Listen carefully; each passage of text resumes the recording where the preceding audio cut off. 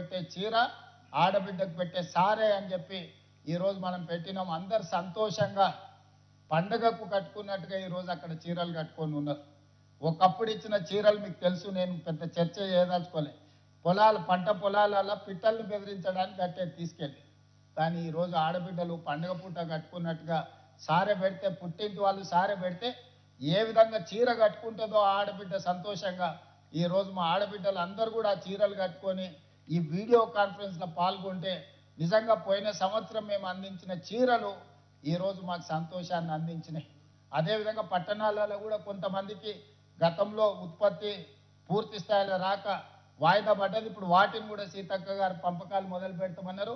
తొందరలోనే మున్సిపాలిటీలలో పట్టణాలలో కూడా మిగతా ఆడబిడ్డలకు 1,00,00,000 మందికి 1,00,00,000 చీరలు మనం పంచినాం.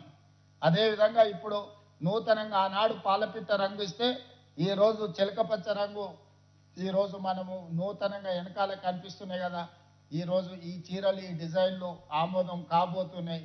ఈరోజు కొత్త చీరల్ని కూడా మా ఆడబిడ్డలందరికీ కూడా పెట్టడం ద్వారా పండుగ మీ సోదరుడు చాలామంది తల్లి అన్నదమ్ముళ్ళు సొంత చెల్లెళ్ళనే ఇంట్లోకి వెళ్ళగొడుతారు.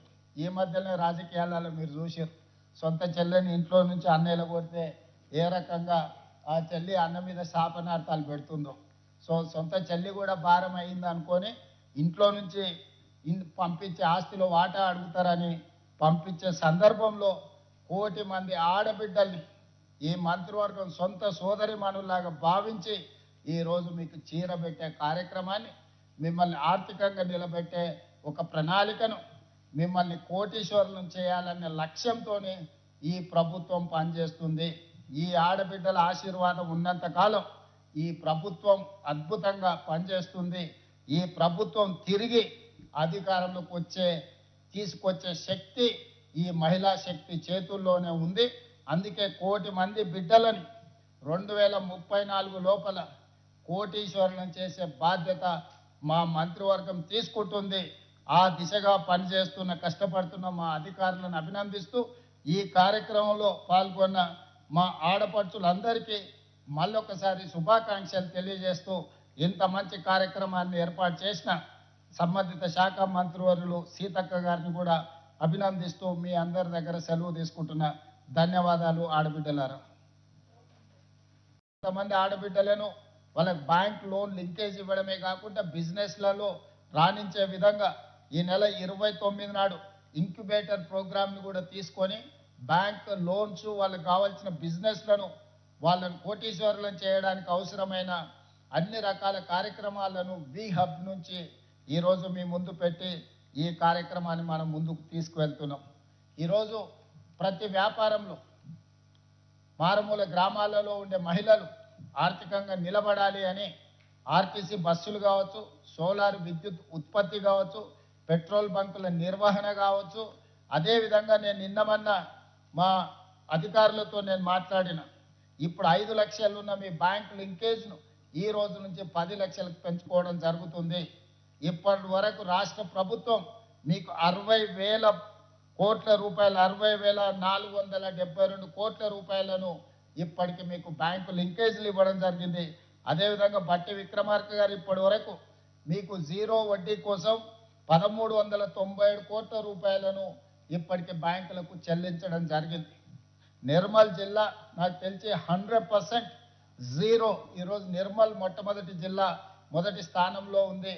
నిర్మల్ జిల్లా మహిళా సంఘాలను నేను మనస్ఫూర్తిగా అభినందిస్తున్నా. మీరు నిజంగా పెద్ద పెద్ద కంపెనీల వాళ్ళు బ్యాంకులలో అప్పులు తెచ్చి బ్యాంకులను ముంచి ఈ దేశాన్ని వదిలి పారిపోతున్నారు.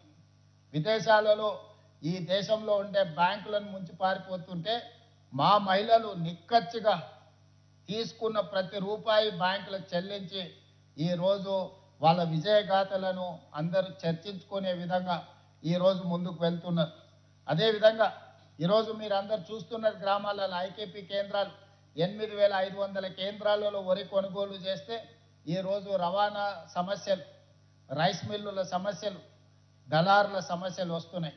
అందుకనే మన అధికారులతో మాట్లాడిన ఈ సందర్భంగా ఈ సమావేశంలో ఉన్న ప్రతి ఆడబిడ్డకి నా సూచన, భవిష్యత్తులో బ్యాంకుల నుంచి మీకు రుణాల ఒప్పందం ఇప్పించే బాధ్యత నేను తీసుకుంటా. రైస్ మిల్లులు మీరే స్వయంగా పెట్టుకోండి. అదేవిధంగా అమెజాన్ లాంటి వాళ్ళు లాజిస్టిక్ సెంటర్లు అంటే పెద్ద పెద్ద గోడౌన్స్ కడుతున్నారు. మరి అమెజాన్ కట్టుకోగలిగినప్పుడు ఆడబిడ్డలు ఎందుకు కట్టుకోకూడదు? మీకు మండలాలలో మీకు అవసరమైన స్థలాలను ఇచ్చే పూచి నాది. మీరు లాజిస్టిక్ పార్కులు పెద్ద పెద్ద గోడౌన్లు కట్టుకోండి, రైస్ మిల్లులు పెట్టుకోండి. ఈ వరి మొత్తం మీ దగ్గరనే తీసుకొచ్చే విధంగా రైతులు అక్కడికే తీసుకొచ్చి అక్కడనే ఇచ్చి చిన్న చిన్నవి కాకుండా 20 ఎకరాలు 30 ఎకరాలు 50 అవసరమైతే 100 ఎకరాల వరకైనా మంచి లాజిస్టిక్స్ పార్క్స్ మీరు సిద్ధం చేసుకోండి. రెవెన్యూ మంత్రి గారు కూడా ఈ సమావేశంలోనే ఉన్నారు. ఎక్కడైనా భూములు ప్రభుత్వ భూములు ఉన్నా రోడ్డు దారి ఉంటే చాలు, ఊరికి కొంచెం దూరంగా ఉన్న ఈరోజు రైస్ మిల్లులు పెట్టుకోవడానికి గోడౌన్లు కట్టుకోవడానికి ఈరోజు మిల్లులకు మనము వేల మెట్రిక్ టన్నులు ఈరోజు మనము వడ్లిస్తే వాళ్ళు అమ్మేసుకొని మనకు అసలు వెనక్కి చెల్లించడం లేదు. ఈరోజు వేల కోట్ల రూపాయలు నష్టం జరుగుతుంది అని చెప్పి కొన్ని కార్యక్రమాలు తీసుకొచ్చింది. అయినా ప్రభుత్వము మహిళా అభ్యున్నతే రాష్ట్ర అభ్యున్నతి అని భావించి ఎవరు ఏ రకంగా అడ్డుపడ్డా ఆర్టీసీ బస్సు ఉచిత ప్రయాణాన్ని రద్దు చేయాలని కుట్రలు చేసిన తిప్పికొట్టి మహిళలకు రాష్ట్రం నలుమూలల ఉచిత బస్సు ప్రయాణాన్ని ప్రభుత్వం ఏర్పాటు చేసింది. అయితే చాలామంది మహిళలు బస్సులో ఉచితంగా ప్రయాణం చేస్తున్నారని ఒక భావన కలుగుతున్న సందర్భంలో బస్సులకే యజమానులను చెయ్యాలి. ఈ బస్సులకు ఉచిత ప్రయాణమే కాదు, బస్సులకు మహిళల్ని యజమానులను చెయ్యాలి అని రాష్ట్రంలో 1000 బస్సులను మహిళా సంఘాల వాళ్ళు కొనుగోలు చేసి ఆర్టీసీకి ఈరోజు వాళ్ళే ప్రతి నెల 70,000 రూపాయల మంత్లీ రెంటల్స్తోనే ఈరోజు బస్సులను ఇచ్చే విధంగా ప్రణాళికలు రచించినాం. అందులో భాగంగానే 553 బస్సులను ఈనాడు మనం డెడికేట్ చేయబోతున్నాము. అయితే ఎక్కడికక్కడ చేయాలన్న ఆలోచన వస్తే సీతక్క గారితో మాట్లాడి, లేదు అన్ని మండలాల నుంచి మండలానికి ఒక బస్సు ఇక్కడ పడే గ్రౌండ్లో మనందరం ఒక దగ్గర చేరి ఈ సంతోషాన్ని మనందరం ఒక కుటుంబం లాగా పంచుకొని అన్ని మండలాల నుంచి పరేడ్ గ్రౌండ్లో వచ్చి 5 తారీఖు నాడు సాయంత్రం ఈ బస్సులను ప్రారంభోత్సవ కార్యక్రమాన్ని చేసుకొని తిరిగి మళ్ళీ మీ మండలాలకు మీరు వెళ్ళే విధంగా మిమ్మల్ని అందరినీ కలవాలన్న ఆలోచనతో మంత్రివర్గం అందరూ ఆలోచన చేస్తున్నారు. అందుకోసమని ఆ కార్యక్రమాన్ని కూడా ఈరోజు మనం తీసుకోవడం జరిగింది. అదేవిధంగా సోలార్ వ్యాపారం అంటే అదానీలో అంబానీలో లేకపోతే గొప్ప గొప్ప సంస్థలు మాత్రమే చేస్తాయని ఒక చర్చ ఉండే. ఈరోజు అదానీ అంబానీలతో మా ఆడబిడ్డలు పోటీ పడాలి అని సోలార్ విద్యుత్ ఉత్పత్తి 1000 మెగావాట్ల ప్రాజెక్టులు మీకు ఇవ్వాలి అని ఆ విద్యుత్ శాఖ మంత్రివర్యులు భట్టి గారు మేమందరం తీసుకొని ఈరోజు ఆ కార్యక్రమాన్ని కూడా మనం ముందుకు తీసుకెళ్తున్నాం. ఈరోజు ఇండియన్ ఆయిల్ కార్పొరేషన్ కానీ భారత్ పెట్రోలియం కానీ లేకపోతే రిలయన్స్ సంస్థలు పెట్రోల్ బంకుల వ్యాపారం చేస్తున్నాయి. అక్కడక్కడ మనం నేషనల్ హైవేస్ మీద పోతుంటే రిలయన్స్ సంస్థ పెట్రోల్ బంకులు కనిపిస్తుండే. అందుకే ఈరోజు రిలయన్స్ అంబానీలు చేసే వ్యాపారం మా ఆడబిడ్డలు కూడా చెయ్యాలి అని చెప్పి ఈరోజు జిల్లా కేంద్రాలలో మహిళలకు మనం పెట్రోల్ బంకుల వ్యాపారం పెట్టించడం జరిగింది. ఇప్పుడు దాదాపుగా 4 లక్షల నుంచి 5 లక్షలు ప్రతి నెల సంపాదించుకుంటున్నారు.